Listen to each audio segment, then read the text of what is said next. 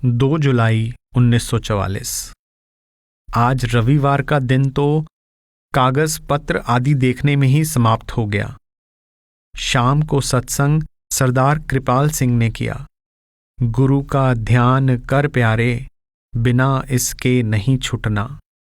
हुजूर स्वामी जी महाराज ने सार बचन राधा स्वामी छंदबंद के इस शब्द में संसार के प्राणियों को सच्ची शिक्षा दी है कि ऐ लोगों, यदि तुम इन सांसारिक कष्टों से छूटना चाहते हो तो गुरु का ध्यान करो। स्त्री, पति, पुत्र, दुनिया के संबंधी, दुनिया की जायदादों और दुनिया के लोगों का ध्यान छोड़ दो। यदि उनका ध्यान करोगे तो मरकर भी उन्हीं में जन्म लेना पड़ेगा, जैसा श्री गुरु ग्रंथ साहिब में भी आया है। अकाल मूरत है साध संतन की, ठाहर नीकी ध्यान को। यानी संतों का ध्यान करने से मन खड़ा होने लगता है। फिर इसके बाद कहा कि लाभ हानि, मान बढ़ाई का विचार छोड़ दो, वरना मृत्यु के समय छोड़ने पड़ेंगे।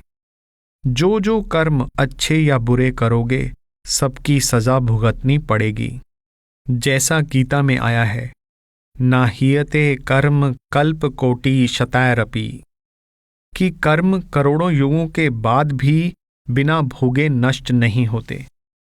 हुजूर ने फरमाया कि कर्म से बचो। सबसे बुरा कर्म क्या है? किसी का दिल दुखाना।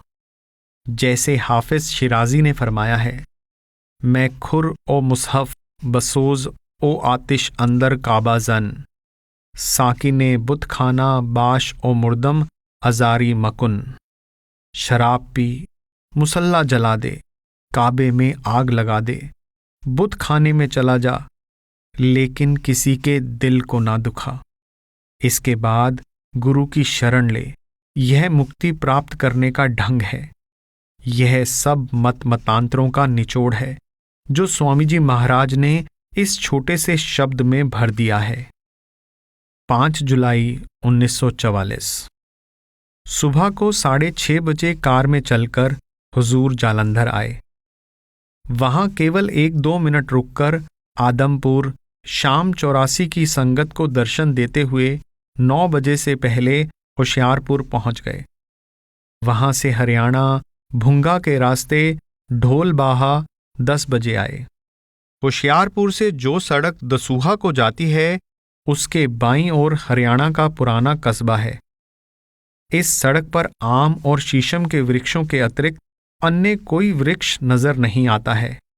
हरियाणा से 5-6 मील आगे इस सड़क पर भुंगा है जो रियासत कपूरथला में शामिल है। भुंगा से 4 मील आगे दाएं हाथ को कच्ची सड़क ढोलबाहा को जाती है, जो वहां से 6-7 मील पर पहाड़ की जड़ में स्थित है। धूप तेज लगती है, अतः छाया में बैठते ही आराम मिलता है। लू का नामो निशान तक नहीं है। राजपूतों का यह गांव शिवालिक पहाड़ी की घाटी में स्थित है। छायादार वृक्ष जिनमें आम अधिक है सब ओर दिखाई देते हैं। पानी इतना कम गहरा है कि ढींगली यानी ढींकली से निकाल लेते हैं। एक और एक नाला है जो अब सूखा हुआ है लेकिन बारिश में बहता होगा। जहां हम ठहरे हैं वहां कमरे बड़े हवादार हैं, लेकिन वहां कोई स्नान गृह, कोई बैठक तथा कोई अन्य विशेष प्रबंध दिखाई नहीं देता है। दोपहर को 2:30 बजे मैदान में आम के वृक्ष के नीचे सत्संग हुआ। पंखे की कोई आवश्यकता महसूस नहीं हो रही थी। ठंडी ठंडी हवा चल रही थी। 5 बजे सत्संग समाप्त करके हुजूर अपने स्थान पर आ विराजे। आंगन में आम के पेड़ के नीचे कुर्सी पर विराजमान होकर रौनक बढ़ाई। आसपास दरी पर सत्संगी एकत्रित हो गए, जिनमें मुसलमान भी थे। 6 जुलाई 1944। सुबह 8 बजे सत्संग आरंभ हुआ, लेकिन अभी एक ही शब्द पड़ा था कि जोर से बारिश आ गई। इसलिए हम सब दौड़कर अपनी अपनी जगह आ गए। रास्ते में फिसलन भी थी। हुजूर भी कठिनाई से बचे। हुजूर का विचार था कि यहां लोगों को नाम दिया जाए, लेकिन दोपहर 12 बजे होशियारपुर से प्रोफेसर लेखराज साहिब कार लेकर आ गए कि तरन तारन में बाबा बग्गा सिंह सख्त बीमार हैं, हुजूर आकर दर्शन दें। 1 बजे बारिश बंद हो गई। हुजूर जल्दी जल्दी कुछ बीबियों तथा भाइयों को सिमरन देकर, सामान बांधकर और लारी में लदवाकर मोटर कार पर सवार हो हरियाणा भुंगा के रास्ते होशियारपुर पहुंच गए और वहां से जालंधर होते हुए शाम के 7 बजे के करीब डेरा में पहुंच गए। 7 जुलाई 1944 सुबह 7 बजे डेरा से चलकर 9 बजे तरन तारन पहुंच गए तो पता चला कि बाबा बग्गा सिंह जी 6 जुलाई 1944 की दोपहर को 12:40 पर, ठीक उस समय जब हुजूर को तार मिला था, चोला छोड़ गए। जब अंदर डेरा में गए तो सारी संगत जार जार रो रही थी। बाबा बग्गा सिंह जी का शरीर कपड़ों में लपेटकर बर्फ की बड़ी बड़ी सिल्लियों पर रखा हुआ था। हुजूर महाराज जी की प्रतीक्षा हो रही थी। हुजूर ने पहले तो उनको उपदेश दिया कि रोना धोना बंद करो, यह संतमत के सिद्धांतों के विरुद्ध है। जैसा कि आदि ग्रंथ में लिखा है, मत मैं पीछे कोई रोवसी, सो मैं मूल न पाया। कबीर संत मुए क्या रोइए, जो अपने गृह जाए। रोवो साकत बापुरे, जो हाटे हाट बिकाए।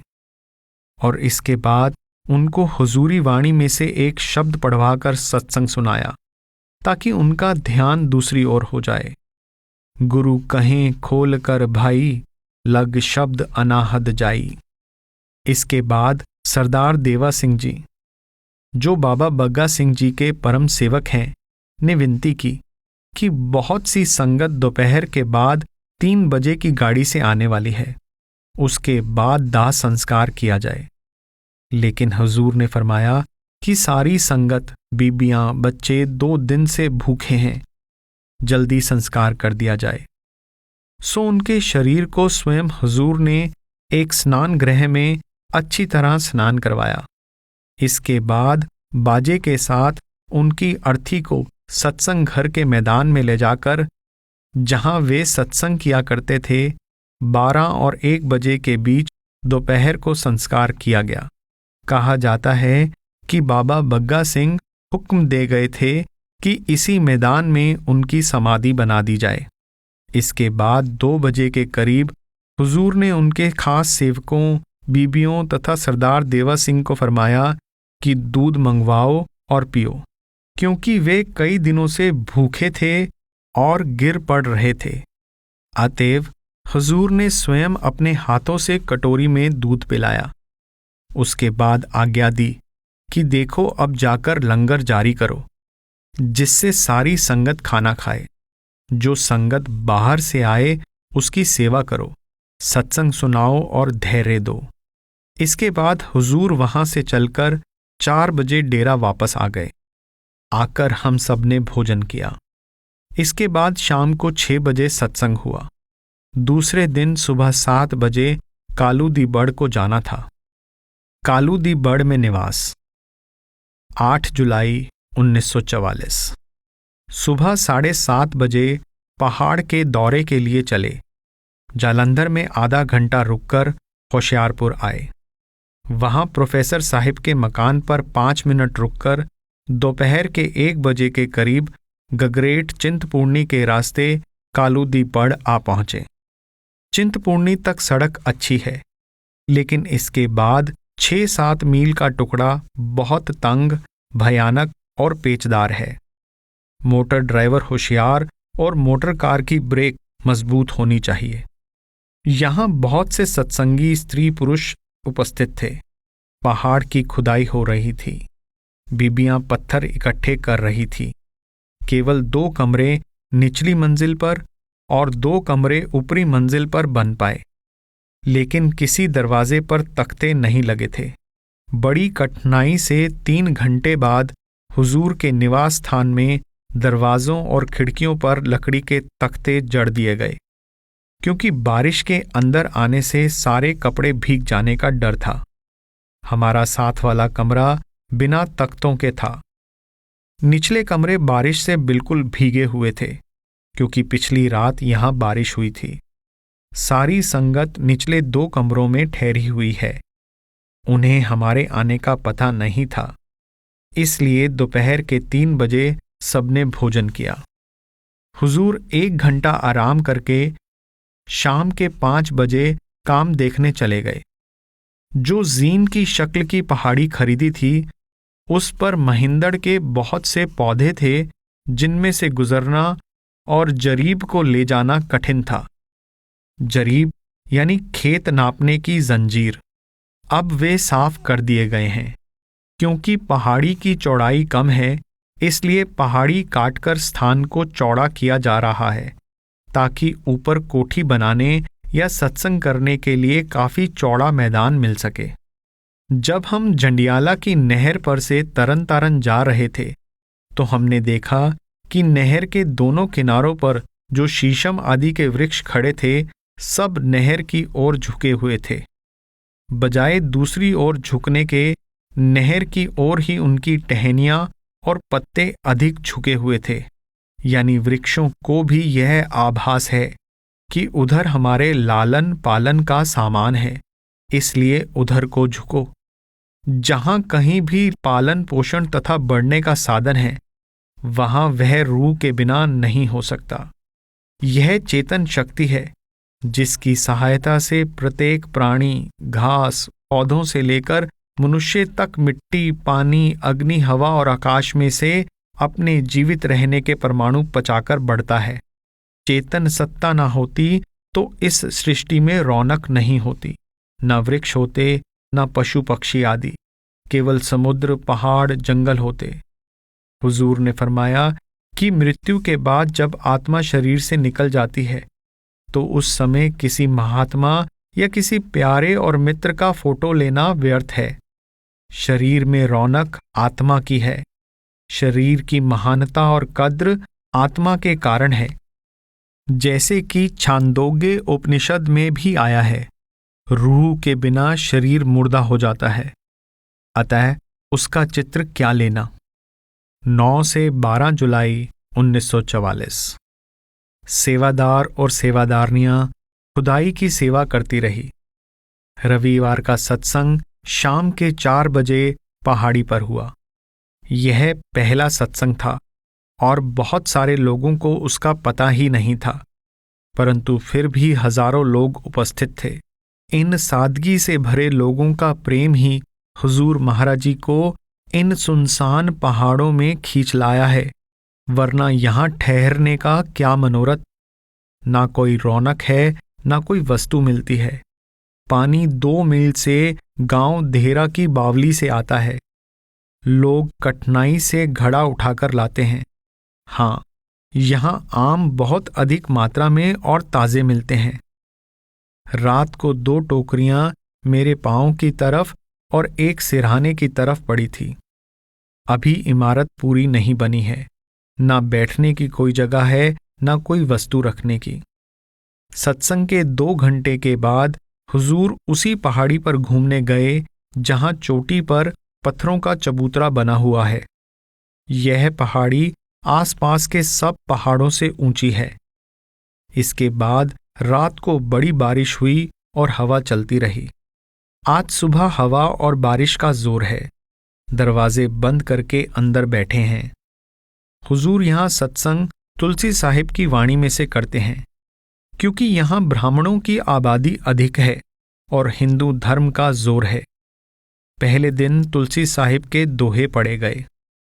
सूरत सैल असमान की, लख पावे कोई संत, तुलसी जग जाने नहीं, अति उतंग पिया पंथ।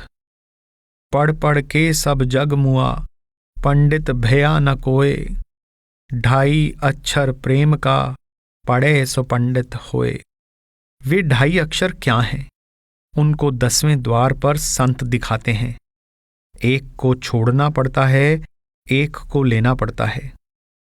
दूसरे दिन घट रामायण में से संतों की महिमा सुनाई गई। जो कछु करही सोई संता, संत बिना नहीं पावे पंथा। फिर स्वामी जी महाराज की वाणी में से कार्तिक के महीने में से शरीर के अंदर जो 12 कमल हैं वे सुनाए गए और कहा गया कि देवी देवताओं के स्थान मनुष्य की आंखों के नीचे हैं, जबकि मनुष्य के शरीर में आत्मा दोनों आंखों के पीछे बैठी है। जब मनुष्य मरता है तो देवी देवता उसको पहले छोड़ जाते हैं। जब मनुष्य की रूह आंखों में सिमटकर आती है तब उसके प्राण निकलते हैं। देवी देवताओं की बैठक गुदा, इंद्रिय, नाभि, हृदय और कंठ के स्थानों पर होने के कारण वे मनुष्य को पहले ही छोड़ जाते हैं। यहाँ प्राय आकाश पर बादल छाए रहते हैं, बारिश अधिक नहीं होती, धूप भी निकल आती है, इसलिए बिस्तर आदि सूख जाते हैं और गर्म वस्त्र पहनने की आवश्यकता नहीं होती। मेरी खिड़की में से दक्षिण पूर्व की ओर दूर दूर तक हरियाली और पहाड़ियां दिखाई देती हैं। उनके बीच में नदियां बहती हैं, कहीं कहीं आबादी दिखाई देती है। मकानों की छतों पर टीन की चद्दरें पड़ी हैं। दूसरी ओर छोटी सी पहाड़ी है जो दरवाजे से दिखाई देती है। इसको हुजूर महाराज जी ने खरीदा है। उस पर उनकी कोठी बनेगी। रात को उस पहाड़ी पर चढ़कर देखा तो दक्षिण की ओर होशियारपुर की बिजली की रोशनी और उससे दाईं तरफ जालंधर की रोशनी और बाईं तरफ भी रोशनी दिखाई देती थी, जो शायद फगवाड़ा या लुधियाना की होगी। उत्तर की तरफ देखें तो योल कैंप की रोशनी दिखाई पड़ती है। कहते हैं कि यहां से ब्यास नदी का रेलवे पुल और डेरा बाबा जैमल सिंह के सत्संग हॉल की मीनारें दिखाई देती हैं। 13 जुलाई 1944 शाम को एक सत्संगी की इच्छा पर हुजूर ने घट रामायण में से लोमश ऋषि का संवाद लिया, जिसमें लिखा है कि तीर्थ, व्रत, जप, तप से जीव का कल्याण नहीं होगा जब तक संतों की शरण में जाकर नाम लेकर कमाई ना करे। आजकल इस पहाड़ी जहां सत्संग होता है को काटकर बराबर और चौड़ा किया जा रहा है और बाद में कोठी बनाई जाएगी। 14 जुलाई 1944 दोपहर के 1 बजे प्रोफेसर लेखराजपुरी होशियारपुर के डिस्ट्रिक्ट इंजीनियर के साथ पहुंच गए, क्योंकि इंजीनियर साहिब को चिंतपूर्णी से कालूदी बड़ तक सड़क का निरीक्षण करना था। इस सड़क को अधिक चौड़ा करना चाहिए। 16 जुलाई 1944 आज सावन की संक्रांति थी और सुबह 8:30 बजे से 10 बजे तक सत्संग होता रहा। सत्संग के बाद कुछ प्रेमियों ने हारमोनियम के साथ शब्द सुनाए, जिनमें से एक हुजूर की कालूदी बड़ में कोठी बनाने के संबंध में है।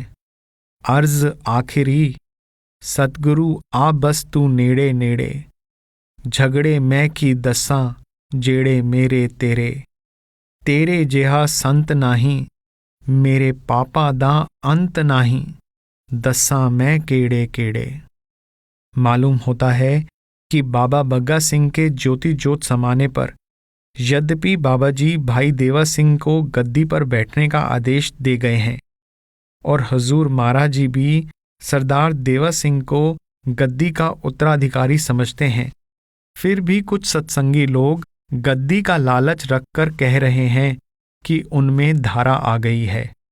गद्दी के साथ 100 बीघे के करीब जमीन है, जिसकी उपज से तरन तारन सत्संग का साल भर का गुजारा चल जाता है। संक्रांति की शाम को सत्संग हुआ, क्योंकि धर्मशाला के बहुत से लोग सत्संग सुनने आ गए थे। श्री गुरु ग्रंथ साहिब में से सतगुर सेवन से वडभागी और हजूरी वाणी में से यह तन दुर्लभ तुमने पाया लिए गए। फिर उसके बाद तुलसी साहिब की घट रामायण में से आरंभ के छंद लोगों को सुनाए गए। यहाँ बहेड़े की वृक्षों की लकड़ी की शहतीरियां और तुन की लकड़ी जो लाल रंग की होती है और सेमल जो सफेद रंग का होता है और जिसके रेशे से सिरहाने भरे जाते हैं, मकानों में प्रयोग होते हैं। आजकल यहाँ मौसम बहुत सुहावना है बादल आ जा रहे हैं, ठंडी हवाएं चल रही हैं, कभी कभी धूप भी निकल आती है। ना अधिक गर्मी है और ना अधिक सर्दी, स्वास्थ्य भी अच्छा रहता है। 19 जुलाई 1944। कालूदीबड़ में बड़ी रौनक दिखाई दे रही है, क्योंकि कल 105 लोगों को नामदान दिया गया।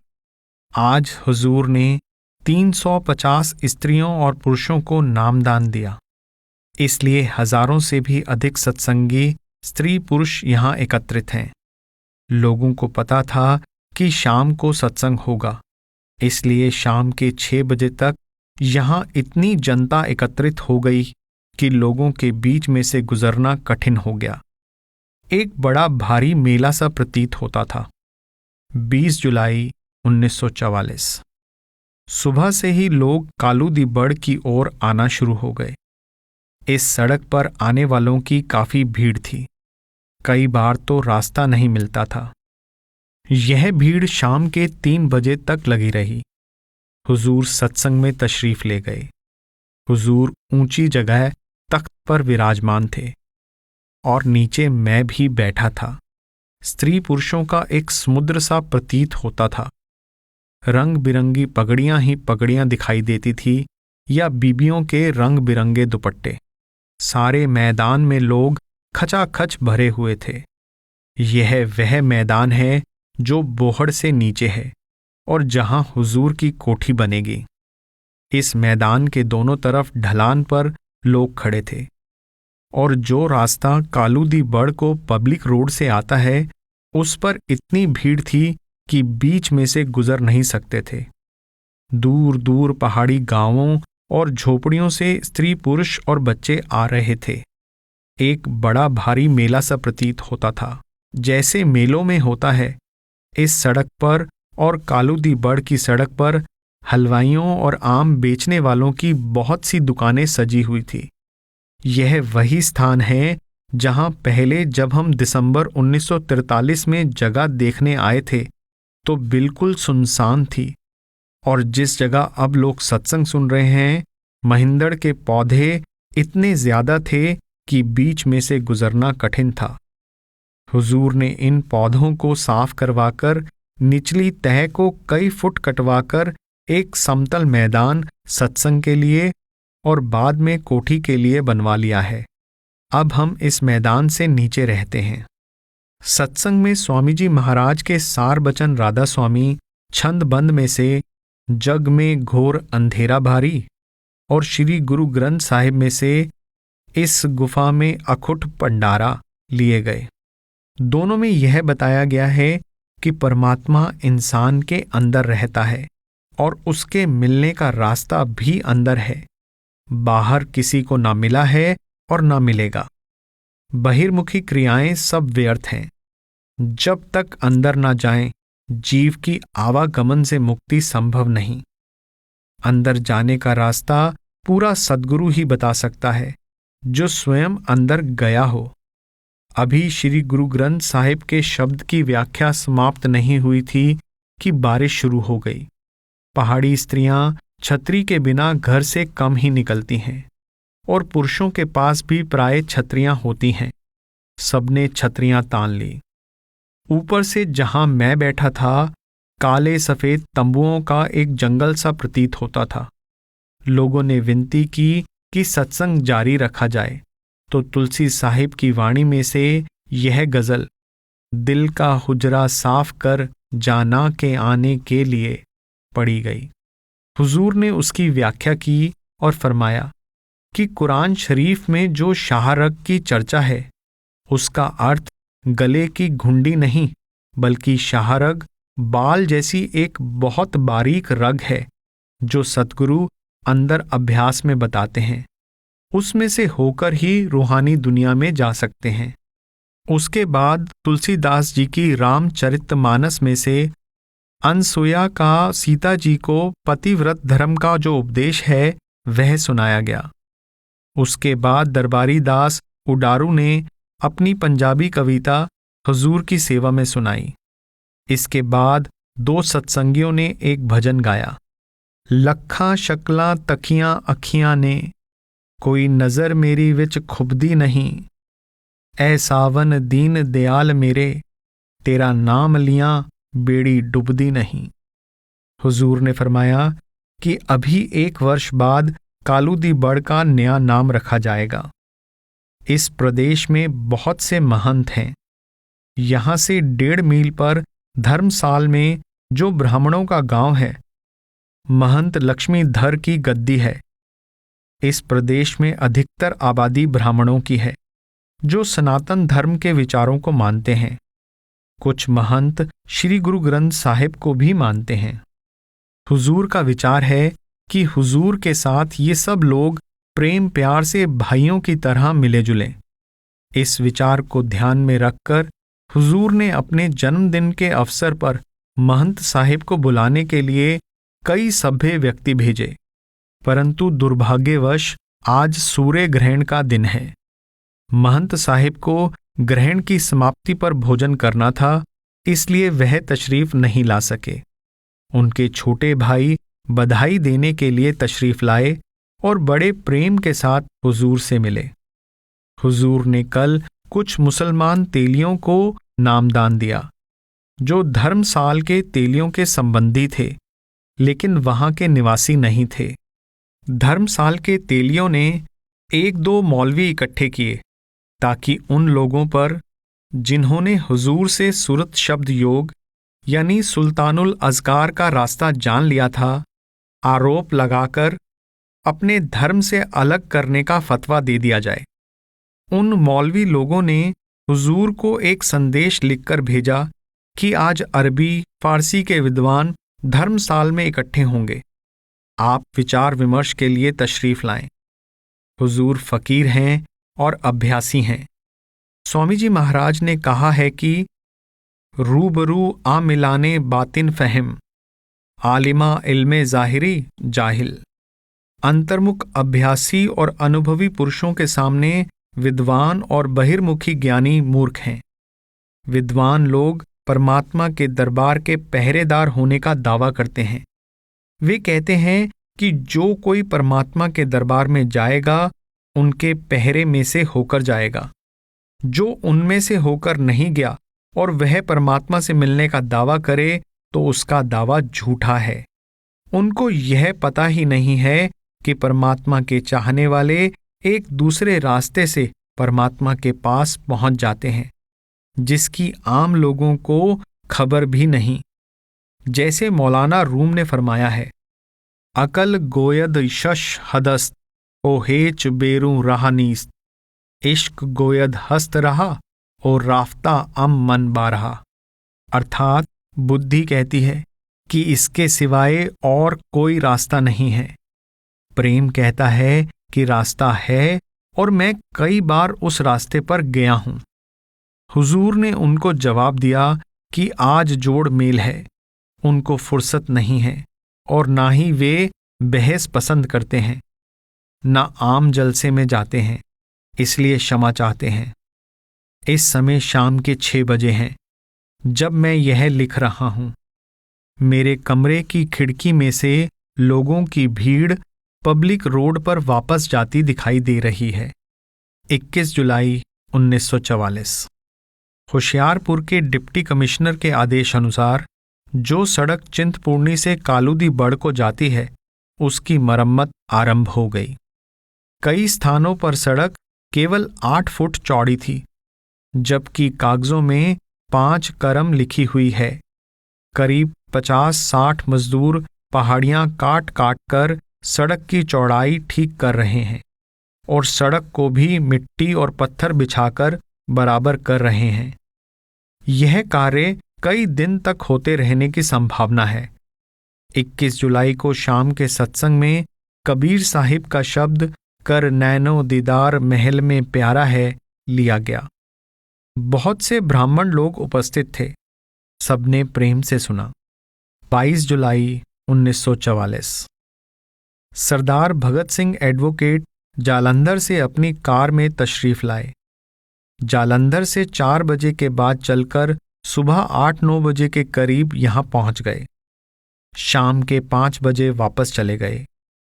डलहौजी जाने के लिए 2 दिन चाहिए। यह स्थान आमों के लिए प्रसिद्ध है। यहाँ चूसने के लिए आम अच्छे और सस्ते मिल जाते हैं। भाई शादी ने आम चूसते चूसते यह सुनाया।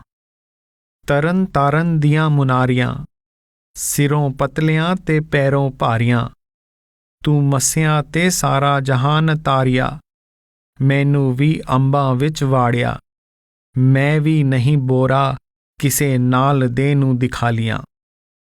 24 जुलाई 1944। सुबह बड़ी बारिश थी। बारिश के रुक जाने की प्रतीक्षा में 9 बजे कालूदी बड़ से रवाना हुए। उस समय बारिश बंद हो चुकी थी। बड़ के सामने की सड़क का कुछ भाग ठीक हो चुका था, लेकिन आगे जाकर चिंतपूर्णी के पास कार का दायां पहिया एक डंगे पर से गुजरा तो डंगा नीचे बैठ गया। यदि हुजूर कार को ना रोकते तो कार का पिछला पहिया खड्ड में चला जाता। यहां चढ़ाई थी, इसलिए हम सब लोग पैदल जा रहे थे, जो बड़े सौभाग्य की बात हुई, वरना ड्राइवर यदि कार को नहीं रोकता तो पिछला पहिया नीचे जाता, और यदि अगला पहिया नीचे करता तो अगला पहिया खड्ड में जाता। इसलिए मजदूरों को बुलाकर कार को उठाकर दूसरी तरफ धकेला गया और आगे चल दिए। चिंतपूर्णी में देवी भक्त स्त्री तथा पुरुष पैदल और तांगों में आ रहे थे, क्योंकि देवी का मेला सावन सुदी अष्टमी का ही बताया जाता है। यहां से लेकर सवां के किनारे तक उतराई है। कदम कदम पर नानबाई और हलवाइयों की दुकानें हैं, जिनमें लोग खा पी रहे हैं। कुछ सड़क के किनारे बैठकर आम चूस रहे हैं। सवां के किनारे तक यही हालत है। जब वहां पहुंचे तो सवां चढ़ी हुई थी, कार गुजर नहीं सकती थी। 1-2 लॉरियां कठिनाई से गुजरी। वहां हम 15 मिनट रुके रहे कि सवां जरा उतर जाए। अंत में एक लॉरी पर, जिसमें डेरा के लोग बैठे हुए थे, हुजूर और अन्य कार की सवारियां बैठकर गगरेट आ गई, जहां पर बहुत सी संगत एकत्रित थी। वहां आकर कार का इंतजार करने लगे। दरबारी दास संगत को शब्द सुना सुनाकर आधे पौने घंटे तक निहाल करता रहा। जो लोग चिंतपूर्णी जा रहे थे वे भी यह दृश्य देखने के लिए खड़े हो गए। वहां से चलकर रास्ते में 1-2 जगह हुजूर ने संगत को दर्शन दिए और होशियारपुर 3 बजे के करीब पहुंच गए। वहां हम सबने स्नान किया। पहाड़ से आने के कारण हमें बहुत ज्यादा गर्मी लग रही थी। वहां हम सबने पुरी साहिब के यहां भोजन किया। वहां से 5 बजे के बाद चलकर जालंधर पहुंच गए। डेरा में निवास और कालूदी बड़ का दौरा। 28 जुलाई 1944। आज हुजूर का जन्मदिन है और संगत का धड़ाधड़ डेरा आना आरंभ हो गया है। लेकिन कठिनाई यह है कि ब्यास रेलवे स्टेशन पर 11 बजे से 5 बजे तक कोई तांगा नहीं मिलता है, और उसी समय तांगों की बहुत आवश्यकता होती है, क्योंकि संगत बाल बच्चों को लेकर धूप में पैदल नहीं आ सकती। इसलिए हुजूर की आज्ञा अनुसार अमृतसर से एक प्रेमी सज्जन, जिनकी अपनी लॉरियां हैं, एक लारी लेकर पहुंच गए और यह कठिनाई समाप्त हो गई। मौसम का यह हाल है कि आकाश पर बादल छाए रहने पर भी बारिश कम है। जब हवा चलनी बंद हो जाती है तो बहुत गर्मी महसूस होती है। जन्मदिन तक बहुत सी संगत डेरा में एकत्रित हो गई है, परंतु डेरा में इतने मकान नहीं हैं। इसलिए बहुत से प्रेमी स्त्री पुरुष बरामदों में सामान रखे बैठे हैं और वहीं पर दिन रात गुजारा करते हैं। जिन लोगों के पास मकान है वहां भी तिल धरने की जगह नहीं है। प्रत्येक मकान वाले के मित्र तथा संबंधी लोग आकर ठहरे हुए हैं। सुबह पहले हुजूर ने हजूरी वाणी में से 2 शब्द और 1 शब्द श्री गुरु ग्रंथ साहिब में से पढ़वाकर व्याख्या की। इसके बाद बलसराय के रागियों की पार्टी ने शब्द कीर्तन सुनाया। मोरी रून चुन लाया पैणे सावण आया, जिसको सारी संगत ने बहुत पसंद किया। इसके बाद पई परापत मानुक दे हुरिया, गोविंद मिलन की ए तेरी बरिया सुनाया। इतने में 11 बज गए और उत्सव समाप्त हुआ। फिर शाम को सद्गुरु का नाम पुकारो, सद्गुरु को हीरे धारो पढ़ा गया। इसके बाद कवि दरबार हुआ, जिसमें भिन्न भिन्न कवियों मजलूम, दीवाना और सरदार दर्शन सिंह ने अपनी अपनी कविताएं पढ़कर सुनाई, जो लोगों ने बहुत पसंद की। मजलूम साहिब का मैं हर जर्रा सावन नुमा देखता हूँ, मैं मुर्शिद में अपना खुदा देखता हूँ। सरदार दर्शन सिंह की उच्च कोटि की नज्म तथा मिस्टर दीवान अली दीवाना की फिल्मी ढंग की कविता सावन के संग चला चल सुनकर लोग खुश हुए। इसके बाद ठड्डड़ सारंगी वालों ने अपने 2 शब्द सुनाए। इस समूह ने देहात के मेले की याद दिला दी। राय साहिब हरनारायण जी ने अपने भाषण से लोगों को मोहित कर लिया, लेकिन हुजूर ने फरमाया कि मुझे अपनी प्रशंसा सुनना पसंद नहीं। आप लोगों ने मुझे परमात्मा का परमात्मा कहकर सतलोक पर चढ़ा दिया। मैं तो अभी शिष्य यानी सेवक भी नहीं बना। यदि सद्गुरु मुझे अपना सेवक ही बनाना स्वीकार कर लें तो मैं शुक्र करूंगा। चे निस्बत खाकरा बा आलमे पाक, पृथ्वी की धूल की पवित्र सृष्टि से क्या तुलना। मैं तो गुनेगार बंदा हूं। जब तुम लोग मेरी प्रशंसा करते हो तो मैं अपनी सूरत खींचकर बाबा जी के चरणों में डाल देता हूं। मैं अगले वर्ष तुम्हारे काबू में नहीं आऊंगा। समय थोड़ा था। बाकी कवियों को उनके हट करने पर कहा कि तुम्हें कल समय दिया जाएगा। 29 जुलाई 1944। आज सुबह 8 बजे सत्संग आरंभ हुआ। काल ने जगत अजब भरमाया, मैं क्या क्या करूं बखान लिया गया। हुजूर ने फरमाया कि संसार के बहुत सारे धर्म और मत काल और दयाल में भेद नहीं जानते। काल को ही परमात्मा समझकर उसकी पूजा कर रहे हैं, जबकि काल त्रिलोकी का नाथ है। वह चौथे पद यानी मकामे हक अथवा सतलोक में कभी नहीं जा सकता। ना रूहों को उत्पन्न कर सकता है, ना ही नाश कर सकता है। उसने कई युगों तक भक्ति करके दयाल सतपुरुष से रूहें ली हैं। उनको तन मन के पिंजरों में कैद करके कभी स्वर्ग, कभी नर्क और कभी 84 में घुमाता है। सतपुरुष दयाल का उनको पता नहीं देता। वे काल को ही परमात्मा समझकर उसकी पूजा कर रहे हैं। काल चाहता है कि रूहें सदा उसके अधीन रहें और उसकी त्रिलोकी आबाद रहे। महात्मा धुरधाम सतलोक से आकर जीवों रूहों को उपदेश देते हैं कि यह देश तुम्हारा देश नहीं है, ये जातियां तुम्हारी जातियां नहीं हैं। तुम्हारी असली जाति सतनाम है और तुम्हारा असली देश सतलोक है, जो सदा स्थिर रहने वाला और सब सुखों का भंडार है। काल का देश अस्थिर माया तथा कर्मों के नियमों का देश है। तुम इसे छोड़कर हमारे साथ चलो। इस शब्द के बाद लाला दरबारी दास और 1-2 साहिबान ने अपनी अपनी कविताएं पढ़कर सुनाई। 30 जुलाई 1944। आज मासिक सत्संग 8 बजे आरंभ हुआ। भीड़ इतनी थी कि पहले कभी देखने में नहीं आई। संगत 50-60 हजार के करीब थी। सत्संग के समाप्त होने पर एक मुसलमान साहिब ने कविता सुनाई।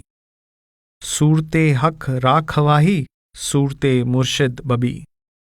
अर्थात यदि तू परमात्मा को देखना चाहता है तो पूरे सद्गुरु के दर्शन कर। एक सिख ने पंजाबी कविता पढ़ी। इसके बाद बारिश आरंभ हो गई, वरना और भी बहुत से लोग अपने अपने लेख पढ़ना चाहते थे। 31 जुलाई तथा 1 अगस्त को नामदान दिया गया। 3 से 7 अगस्त 1944। सुबह हजूर बाबा देवा सिंह के गद्दी पर बैठने के उत्सव पर नहर के रास्ते तरन तारन तशरीफ ले गए। वहां सत्संग किया और दूसरे दिन शाम को 3-4 बजे के करीब गद्दी पर बैठने की रीति आरंभ हो गई। पहले हुजूर ने सत्संग किया। उसके समाप्त होने पर सरदार देवा सिंह जी को अपने बराबर बिठाकर फरमाया कि अब तुम बाबा बग्गा सिंह की जगह पर काम करो। जो काम वह करते थे, यानी नामदान देना और सत्संग करना, अब वे तुम्हें करने होंगे, लेकिन सारी संगत के साथ प्रेम प्यार का बर्ताव करना होगा। एक सत्संगी ने सवाल किया कि हम बाबा देवा सिंह जी को क्या समझें? उनको सत्संग घर का और उसकी जायदाद का मैनेजर समझें या कुछ और? हुजूर ने फरमाया कि जैसा तुम बाबा बग्गा सिंह को समझते थे वैसा ही समझो। जब तुम ध्यान करके सूर्य चांद से ऊपर जाओगे तो बाबा बग्गा सिंह और बाबा देवा सिंह जी दोनों के स्वरूप आ जाएंगे। हमारे यहाँ प्राय ऐसे ही होता रहा है और अब भी होता है कि जिन सत्संगियों ने बाबा जयमल सिंह जी से नाम लिया था, बाबा जी के ज्योति ज्योत समाने के बाद ऐसा होता रहा कि दोनों स्वरूप अंदर आकर दर्शन देते रहे, या पहले हुजूर का स्वरूप आता फिर बाबा जी महाराज का, या पहले बाबा जी का फिर हुजूर का। इसके बाद हुजूर ने बाबा देवा सिंह जी को एक पगड़ी और 125 रुपये नगद भेंट किए। फिर दूसरे लोगों ने भी पगड़ियां भेंट में दी। उसके बाद हुजूर पानी पीकर अमृतसर को रवाना हो गए। रास्ते में एक गांव में, जो सड़क के पास ही दाईं ओर था, सत्संग किया। अमृतसर में सुबह सत्संग किया और दोपहर के 3 बजे फिरोजपुर छावनी को रवाना हो गए। वहां से शाम के 6 बजे नहर के रास्ते खालड़ा, ललियानी और कसूर जा पहुंचे। पहुंचते ही बारिश आरंभ हो गई। दूसरे दिन सेशन जज सरदार सेवा सिंह की कोठी पर सत्संग किया। 6-7 अगस्त दोनों दिन सुबह शाम दोनों समय सत्संग होता रहा। श्री गुरु ग्रंथ साहिब में से मारू राग के शब्द महला 3 से लिए गए। आखिरी सत्संग में कबीर साहिब की वाणी में से कर नैनो दीदार महल में प्यारा है लिया गया। आखिरी सत्संग में लोगों की बहुत भीड़ थी।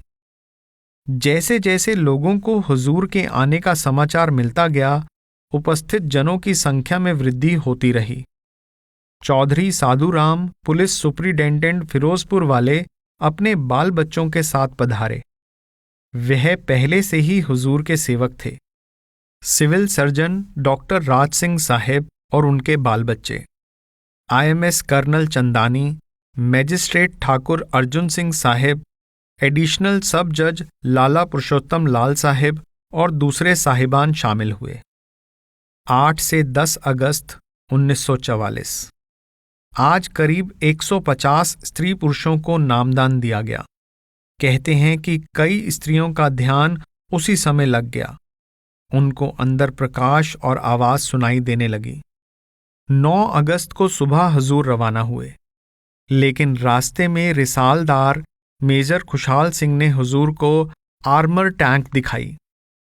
एक टैंक तो विशेषकर नोट करने के लायक है, जिसकी गोला चलाने की नाली बहुत लंबी थी। कहते थे कि 15 मील तक गोला फेंकती है।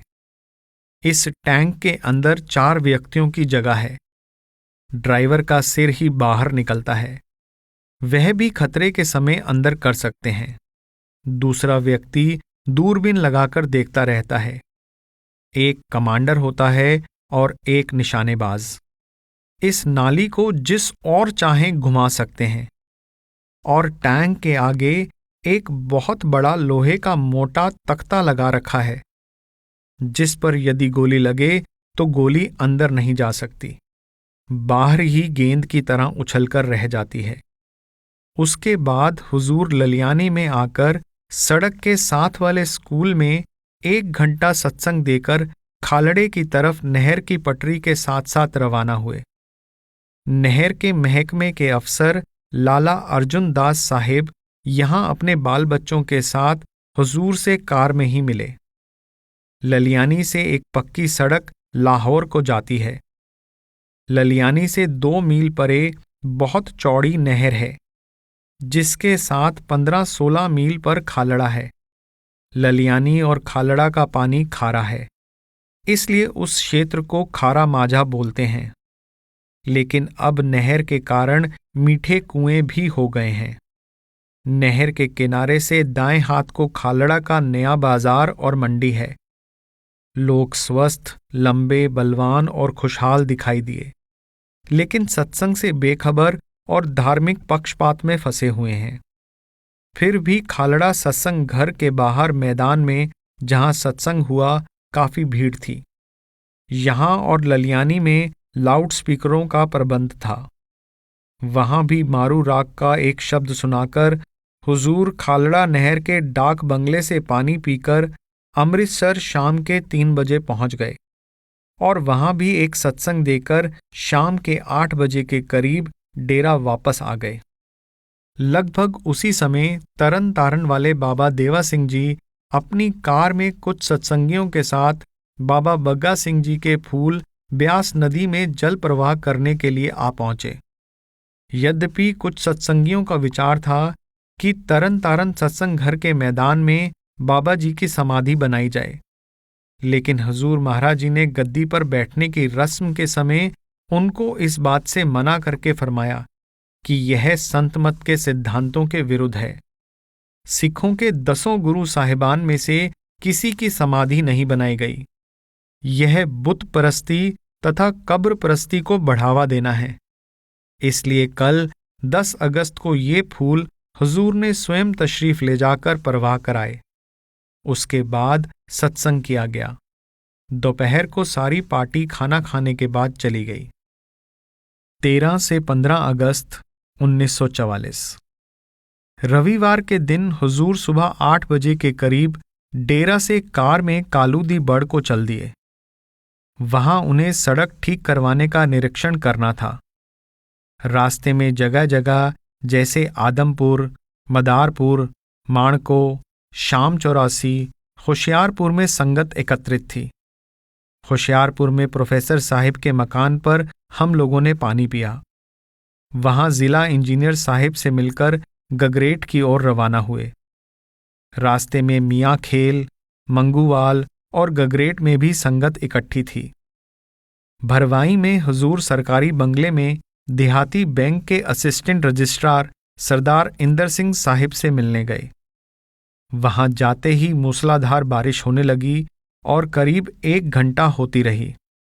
जब बारिश रुकी तो कार में सवार होकर चिंतपूर्णी की ओर चल दिए। रास्ते में बारिश दोबारा आने के कारण चिंतपूर्णी से परे अमृतसर सेवा समिति की धर्मशाला में रुकना पड़ा। वहां लाहौर के एक वैद्य साहिब ने बड़े प्रेम भाव से आदर सत्कार किया। यह धर्मशाला पक्की बनी हुई है और 2 मंजिली है। इसमें बहुत बढ़िया पक्के फर्श के कमरे हैं। आगे बरामदा है। इस मकान की नींव सड़क से बहुत ऊंची है। यह जगह कभी कभी ठहरने के लिए बहुत अच्छी मालूम होती है, विशेषकर जब मेले का शोर शराबा ना हो। सामने हलवाई की दुकान है। दूर दूर तक सुहावना दृश्य है। वैद्य साहिब कवि भी हैं। उन्होंने अपनी उर्दू की कविताओं से लोगों का मनोरंजन किया। कहने लगे कि सत्संग में जरूर आऊंगा, क्योंकि उनकी एक कविता में परमात्मा की खोज के विषय में चर्चा थी। इसलिए हुजूर ने फरमाया कि यद्यपि परमात्मा सर्वव्यापक है, पर वह सर्वव्यापक परमात्मा हमारा कोई भला नहीं कर सकता। न हमें पाप करने से रोकता है, न दुख में हमारी विनती का जवाब देता है। बाहर परमात्मा ऐसा ही है जैसे दूध में घी। दूध घी का कोई काम नहीं देता और ना ही घी दूध में दिखाई देता है। जब युक्ति से दूध की दही बनाकर मक्खन निकालें तो घी का पता चल जाता है। वैसे ही जिसको परमात्मा से मिलना हो, अपने अंदर आंखों के ऊपर सुषमना के रास्ते खोज करे। लेकिन यह तभी हो पाएगा जब कोई अंदर का भेदी महात्मा अंतर में रास्ता दिखाएगा। इसलिए सब शास्त्रों में गुरु की आवश्यकता पर बल दिया गया है। ऋग्वेद में तुर्यापद और सगुण ब्रह्म की महिमा की गई है। सहस्र शीर्षा पुरुषः सहस्राक्ष सहस्त्रपात। इसको सहस्त्रदल कमल भी कहते हैं। इसके बाद निर्गुण ब्रह्म का भी वर्णन ऋग्वेद में आया है। हिरण्य गर्भः समवर्त तागरे बुतस्य जातः पतिरेक आसीत। इसको संतों ने त्रिकुटी कहा है और मुसलमान मुसलसी या अल्लाहू बोलते हैं। अब धर्मशाला से आगे रास्ता खराब था। चिंतपूर्णी से कुछ दूर गुजरकर बहुत उतराई आती है और साथ ही तेज मोड़ भी आता है। यहां आकर हमें नीचे उतरना पड़ा और मोटर कार भी कठिनाई से मोड़ी गई। फिर आगे रास्ता साफ था। किसी किसी जगह रास्ता तंग था और सावधानी की जरूरत थी। चंबी की दुकानों से आगे जहां छप्पर हैं, वहां बहुत से पत्थर और तेज चढ़ाई आती है। वहां तो मोटर कार बिल्कुल पत्थरों और कीचड़ में धंस गई। हम सब तो पैदल चलकर चंबी की दुकानों पर आ बैठे, लेकिन मोटर कार को धकेलकर निकालना पड़ा, जिसमें बहुत समय लग गया। उसके आगे रास्ता साफ था। शाम के 4 बजे हम सब कालूदीबड़ पहुंच गए। 6 बजे के करीब भोजन करके लेट गए। अब बारिश तो नहीं है, लेकिन बादल छाए हुए हैं और सर्दी है।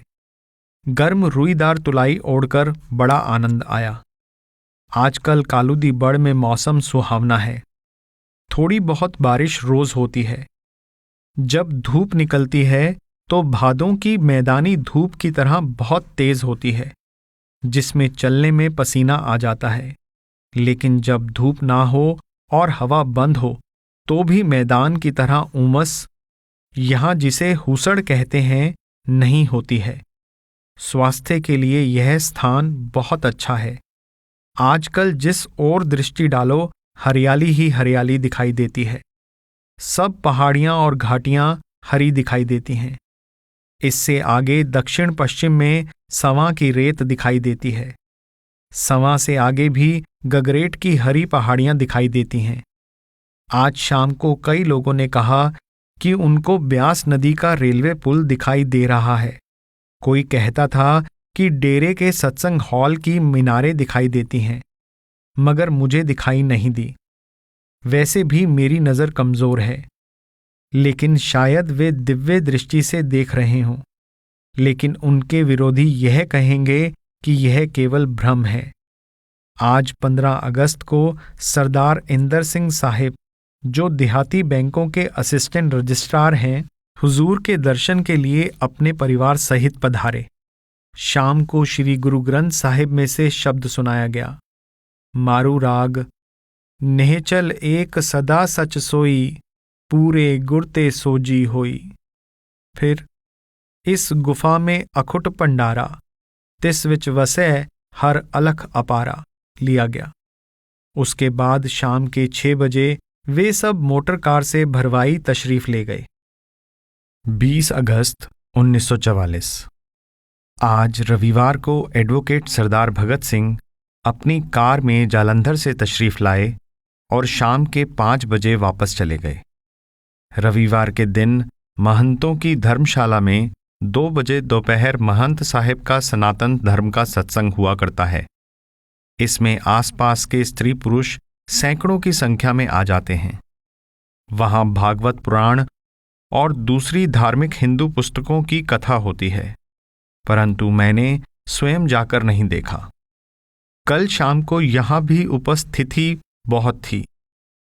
श्री गुरु ग्रंथ साहिब में से काया कामण अत सुआलियो पिर वसै जिस नाले और तुलसी साहिब के दोहे लिए गए।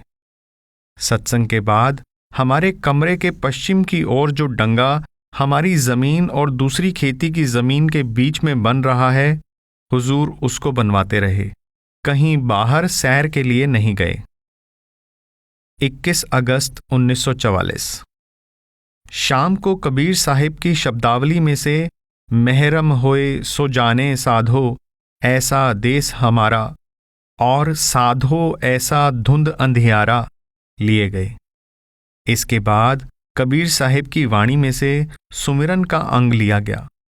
शाम को सैर में आश्चर्यजनक दृश्य देखा कि एक काला बादल इस आकार का था कि जैसे हिंदू लोग दशहरे में रावण बनाते हैं। उसके अंदर बिजली चमक रही थी। दूसरा बादल ऐसा था जैसे किसी ने ऊंचे प्लेटफॉर्म पर तोप रखी होती है और तोप की नाली बहुत लंबी दिखाई देती हो। बातों बातों में किसी के सवाल करने पर हुजूर ने फरमाया कि सूक्ष्म मंडल की रूहें कभी कभी स्थूल मंडल वालों को अपना आप दिखा देती हैं, लेकिन सूक्ष्म मंडल की रूहें इस दुनिया के लोगों का कुछ बिगाड़ नहीं सकती। केवल दुर्बल हृदय वाले या वहम करने वाले लोग उनसे डरकर घबरा जाते हैं। यहां पहाड़ों में किसान जिन खेतों में फसल उग रही हो उनमें मल मूत्र त्यागना ठीक नहीं समझते, जबकि मैदान के किसान खेतों में ऐसा करना अच्छा समझते हैं। यहां खेतों में मनुष्य के विष्ठा की खाद नहीं डालते, केवल गोबर या कूड़ा करकट डालते हैं। मनुष्य की विष्ठा को खड्डों में फेंक दिया जाता है। 24 अगस्त 1944। सुबह 8:30 बजे चलकर गगरेट और चिंतपूर्णी के रास्ते 11 बजे के करीब होशियारपुर पहुंच गए। वहां 1 घंटा रुककर दोपहर 2-3 बजे के करीब जालंधर सरदार भगत सिंह साहिब के मकान पर पहुंच गए। वहां सबने खाना खाया। फिर मिस्टर आलूवालिया के मकान पर गए। हुजूर ने उनके नवजात नवासे यानी दोहित्र को देखा और फरमाया कि वह घर भाग्यशाली होता है जहां दिया जले और बच्चे खेलते हों। उसके बाद कपूरथला प्रोफेसर जगमोहन लाल साहिब के मकान पर गए। वहां बहुत से स्त्री पुरुष एकत्रित हो गए और करीब आधा घंटा वहां रुककर शाम के 6 बजे डेरा पहुंच गए। थोड़ा विश्राम करके तथा नहा धोकर सत्संग में गए। इसके बाद 4 दिन की डाक सुनी। डेरा में निवास 25 अगस्त 1944। दोपहर को 12:30 बजे हुजूर बलसराय से एक अखंड पाठ के बाद वापस आए। शाम को 6 बजे श्री गुरु ग्रंथ साहिब में से मारू राग का तीसरे गुरु साहिब का शब्द नेहचल एक सदा सच सोई पूरे गुड़ते सोजी होई लिया गया, क्योंकि जिला अमृतसर सदर थाना से 2-3 सिख अफसर पधारे थे। हुजूर ने फरमाया कि बिना सद्गुरु के वह परमात्मा जो अद्वितीय है नहीं मिल सकता। वेद पढ़े पढ़ बाद वखाने, काट में ब्रह्म तिस सबत न पछाणे। वेद ब्रह्म से उत्पन्न हुए हैं, परंतु ये वो वेद नहीं हैं जिनकी हमें जानकारी है। ब्रह्म से वेदों की ध्वनि निकली जिसे ऋषियों ने महावाक कहा है। उन ध्वनियों को सुनकर ऋषि महात्माओं ने स्थूल वेद रचे। गुरु साहिब फरमाते हैं कि मनुष्य वेद पढ़कर शास्त्रार्थ करता फिरता है, परंतु अपने अंदर जो ब्रह्म है उसके शब्द यानी ब्रह्म शब्द को नहीं पकड़ता। ब्रह्म के लोक में भी कारण माया है, इसलिए ब्रह्म की मुक्ति भी सदैव के लिए नहीं है, केवल कल्प पर्यंत है। कल्प की गिनती चौकड़ी युगों में होती है। सत्संग हॉल की हद में आम के पौधे लगाए जा रहे हैं। कहते हैं कि एक पौधा दूसरे पौधे से कम 25 फुट की दूरी पर लगाना चाहिए, क्योंकि यदि दोनों वृक्षों की टहनियां आपस में मिल जाएं तो फल नहीं लगता, और आम के पौधे को यदि एक स्थान से दूसरे स्थान पर और दूसरे स्थान से तीसरे स्थान पर उखाड़कर लगा दें तो आम अच्छा आता है। सरू के पौधे भी लगाए गए हैं। 26 अगस्त 1944। सुबह सत्संग में हुजूरी वाणी में से यह तन दुर्लभ तुमने पाया, कोटि जन्म भटका जब खाया लिया गया। ऐसा ऊंचा उपदेश मैंने किसी ग्रंथ में नहीं देखा। शाम को सत्संग में गुरु रामदास का शब्द राम गुर पारस परस करी जाए और हुजूरी वाणी में से भजन कर मगन रहो मन में लिए गए। 27 अगस्त 1944। आज रविवार को मासिक सत्संग सुबह 9 बजे आरंभ होकर करीब 11 बजे समाप्त हुआ। पहले तो मौसम सुहावना था, परंतु अंत में धूप आ गई, जिससे बहुत से लोग परेशान हो गए। हुजूरी वाणी में से गुरुमता अनोखा दरसा, मन सुरत शब्द जाए परसा लिया गया। संसार में केवल 2 ही मत हैं, गुरुमत और मनमत। जब तक पूरा गुरु न मिले, संसार के सारे धर्म मनमत में शामिल हैं।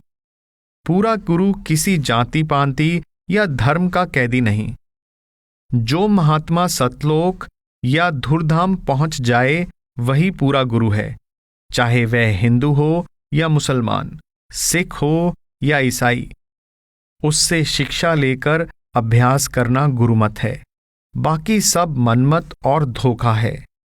गुरुमत के बिना आवागमन नहीं छूटता। जब पूर्ण गुरु मिल गया और उसने आत्मा को शब्द तथा पूर्ण ध्वनि से जोड़ दिया, तब आत्मा ऊंचे मंडलों पर जाकर भिन्न भिन्न मंडलों के रूहानी दृश्य देखने लगी। जैसा कि मौलाना रूम ने फरमाया है, गोयंद आ सगा कि नरफतंद राहे रास्त, रहे नीस्त बंदा रा बजानबे खुदा दरोग। वे नासमझ लोग जो ठीक रास्ते पर नहीं चले, कहते हैं कि इंसान के लिए परमात्मा तक पहुंचने का कोई भी रास्ता नहीं है, परंतु यह झूठ है, झूठ है, झूठ है। अंदर सूक्ष्म और कारण लोकों में अमृत बरस रहा है। उसको आत्मा पीने लगी, इसलिए ऐसी आत्मा को पनिहारी कहा गया है। आगे जाकर सुन दर की खिड़की खोली, यह रूहानी रहस्य है। जब आत्मा पहले रूहानी मंडल अर्थात मुकामे अल्लाह के स्थान पर पहुंची, तो वहां एक बारीक छेद में से आगे रास्ता है। उसको खोला। सुखमन शाहरग को कहते हैं, जो गले में नहीं है, जैसा आम लोगों का विचार है, बल्कि आंखों से ऊपर है। इस शब्द के बाद गुरु नानक साहिब का शब्द मारू राग में से, कुदरत करने हार अपारा, कीते का ना ही कही चारा, लिया गया। अब की बार इतनी भीड़ ना थी जितनी पिछले सत्संग में थी। 30 अगस्त 1944। कल बारिश का मौसम था। पहले तो सत्संग में हुजूरी वाणी में से सतगुर सरन गहो मेरे प्यारे, करम जगात चुकाए लिया गया। शरण का पद बहुत ऊंचा है। श्री कृष्ण भगवान ने भी गीता में अर्जुन को यही उपदेश दिया, सर्वधर्मान परित्यजे मामेकम शरणम व्रज। सब कर्मों धर्मों को छोड़कर मेरी शरण में आ जा, मैं तुम्हें सब पापों से छुड़ा दूंगा। यही स्वामी जी महाराज फरमाते हैं कि गुरु की शरण लो तो सब पाप नष्ट हो जाएंगे, लेकिन शरण लेनी कठिन है। भजन अभ्यास में परिश्रम कर लेना आसान है। हुजूर ने फरमाया कि शरण ली थी गुरु अंगद ने। जब बहुत से यात्रियों के साथ देवी के दर्शन को जा रहे थे, तो रास्ते में गुरु नानक साहिब का सत्संग था। वहां जाकर ऐसे मोहित हो गए कि फिर कहीं ना गए, जैसे परवाना ज्योति को छोड़कर फिर कहीं नहीं जाता। यह ऊंचे प्रेमियों का विषय है, जिनको तन मन की सुध नहीं रहती। दर्शन करत पिंड सुध भूली, फिर घर बाहर सुध क्या आए। परमार्थ की दौलत ऐसे विरले प्रेमियों के लिए ही है, बाकी तो धीरे धीरे लड़खड़ाते गिरते पड़ते चले जाते हैं। इसके बाद गुरु अर्जन साहिब का प्रसिद्ध शब्द सावन की छिंज के विषय पर लिया गया।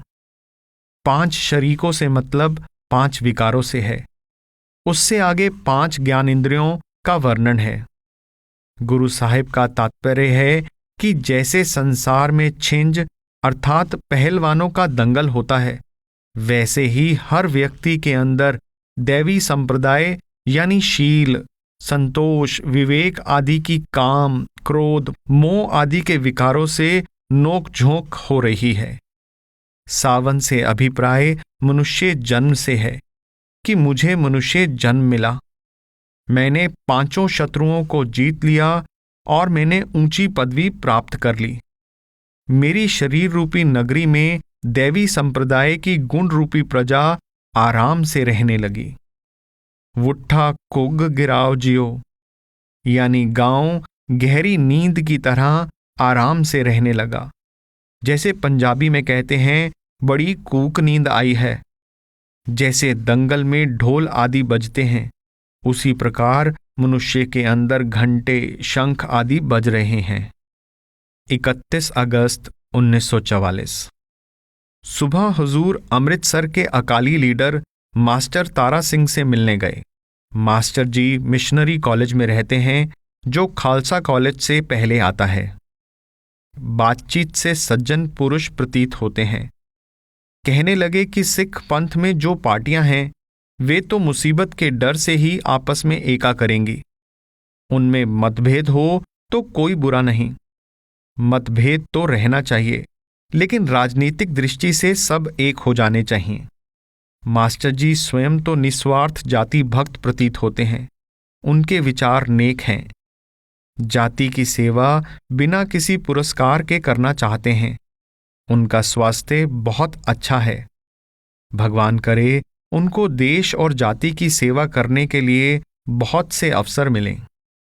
वहां से वापस आकर शाम को 5 बजे अमृतसर सत्संग घर में हुजूरी वाणी में से, गुरु क्यों ना संहार, तेरा नर्तन बीता भरम में, दारा सुत परिवार, ठगियन संग क्यों खोवही, मन है बड़ा गवार, मोह रहा कर प्यार, छूटे कैसे जार से, पढ़ा गया।